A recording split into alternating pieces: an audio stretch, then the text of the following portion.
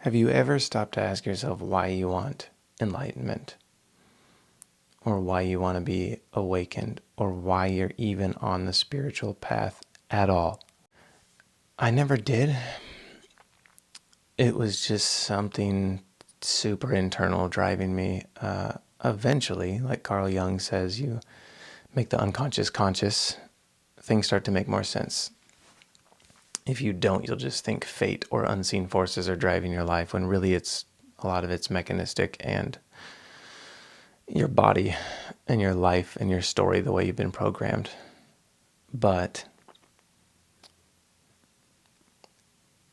if you really are like a genuine seeker, or someone who really wants enlightenment, or someone who is just will not give up on this path,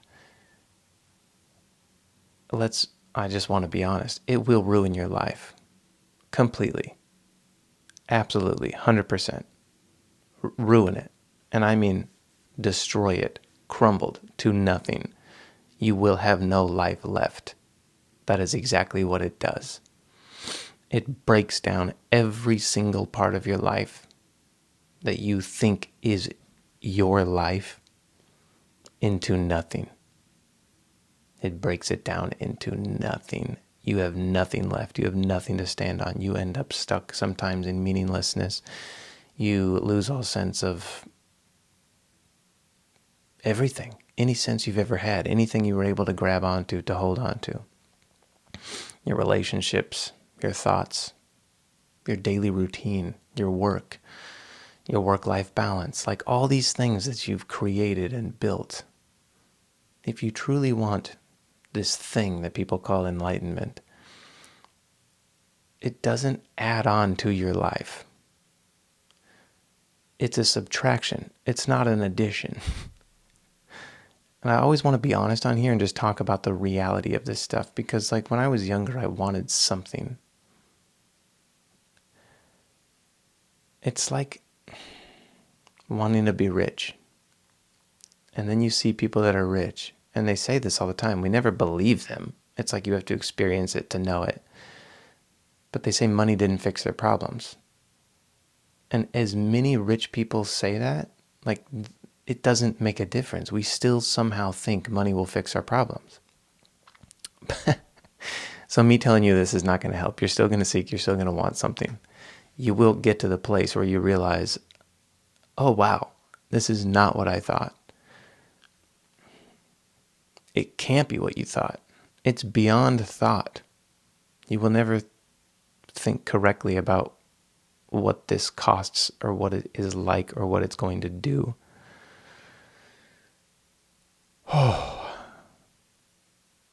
There are parts of it that feel really, really good. And then there are parts of it that feel completely opposite. Now, part of the whole process is accepting, feeling, becoming the whole spectrum. So we can say that a normal life without awareness, without what people call enlightenment, is just you're seeing this much of the spectrum of life. You know, most people have this little view, this tiny, tiny view of life. And what the spiritual path does, I'm just using that word because I don't know how else to describe this. It just enlarges. That doesn't seem like a word. It expands, it widens your view of what you thought was your life.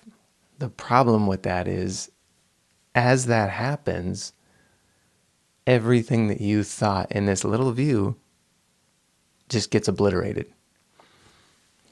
So it's not like, oh, I'm going to reach this place, this mountaintop experience, and just zen out and have all the peace in the world, and I'll just be above everything and transcend emotions, and like, oh, I'm enlightened, nothing bothers me. I have an inner peace and emptiness which just covers all of life experience. It's kind of what I thought it would be like. It's not that. And not that I've reached somewhere or whatever. I'm in a process. It's constantly changing. But it's,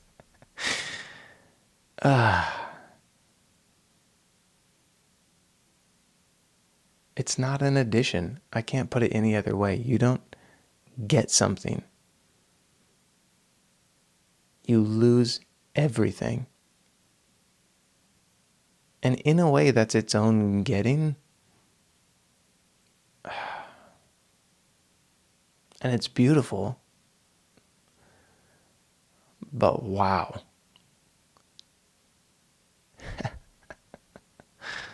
Enlightenment would be like if you're hanging on a rope off the edge of a ship over shark-infested waters, and you think enlightenment is somebody pulling you up into safety. Really, what it is somebody cutting the rope, you falling into those waters, and then suddenly opening your eyes, realizing all those sharks were just little tiny fish, and you can breathe underwater.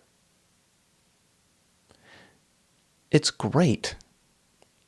But that moment from hanging on the rope, believing those sharks are going to kill you, and if you fall, you're going to die, from the rope being cut until you hit the water.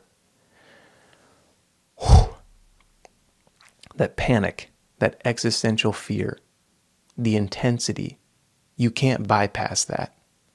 That's whether people call this an illusion or not. Those feelings that come with that moment are real. They're going to be real for you. You have to feel them.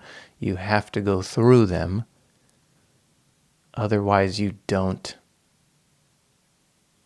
see what's on the other side of it.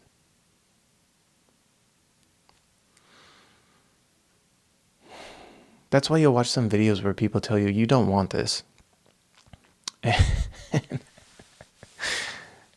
Part of that is true. Yeah, it's a loss of self. It's not a gaining or an addition onto your idea of self.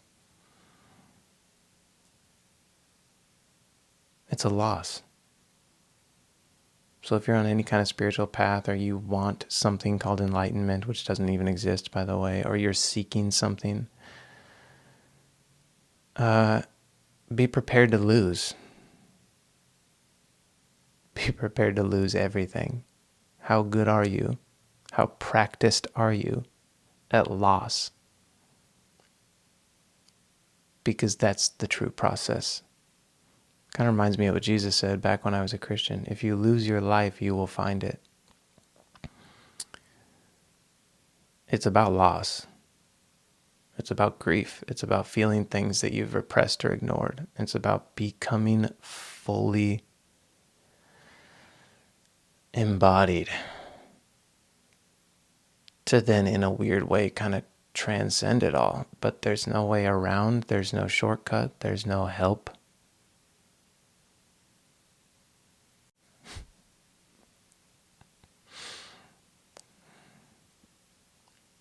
It's not for the weak.